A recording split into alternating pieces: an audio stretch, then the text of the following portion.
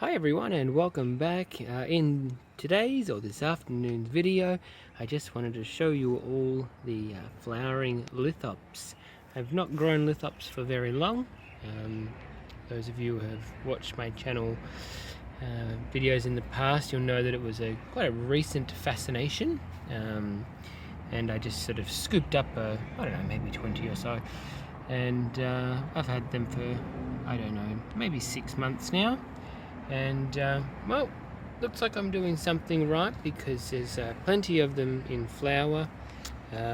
This nice little green one down here, here the nice little yellow one there, here as well. These guys here are starting, that will flower as well. This one here, you can just see the start of the flower in the middle, and then this guy over here, brilliant white. One over the back there. I don't know their names and I don't really care to either. I just buy the ones I like the look of. And then this one here, which I do actually have a label on, it's Lithops Terry Colour Piercii, and I bought this as a clump. So all of those heads there, and some of them do have quite a nice scent, sort of a sweet, sort of spicy sort of scent. It's not very strong, but it's still quite nice. I think this flower in here is quite cute. It's very, very small. Is the camera going to look at it? Here we go. And then yellow. Not my favourite colour, but that's okay. Still nice to see them. Oh, I missed one. These guys here, they're flowering as well. These are very stretched.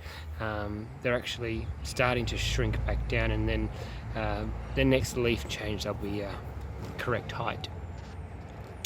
I have a feeling that this one here will flower as well, because it's starting to get like a hole there. Oops. And that's how the rest of them started, and potentially this one and this one, but they're very small, so I don't have high hopes. But here they are. I've got them growing in what I would probably say is a 95% gravel mix, and I've been watering them probably twice a week, which probably sounds a bit counterintuitive to what most of the guides and literature that I read anyways, in forums and whatnot. Pretty much the opposite of what they all said to do. I started following that, and I found that the plants were looking absolutely terrible, so I started watering them more. I lost a few, but overall I think they look rather good. So I'm going to jump around with the paintbrush and do a little bit of pollinating. I don't know if they're all compatible with one another, but I guess we'll find out. So let's check back in when the other flowers open, but I'm expecting that they're going to be more white, more yellow. I'm not aware of any other colours. Alright, so let's fast forward, and then next up, these guys.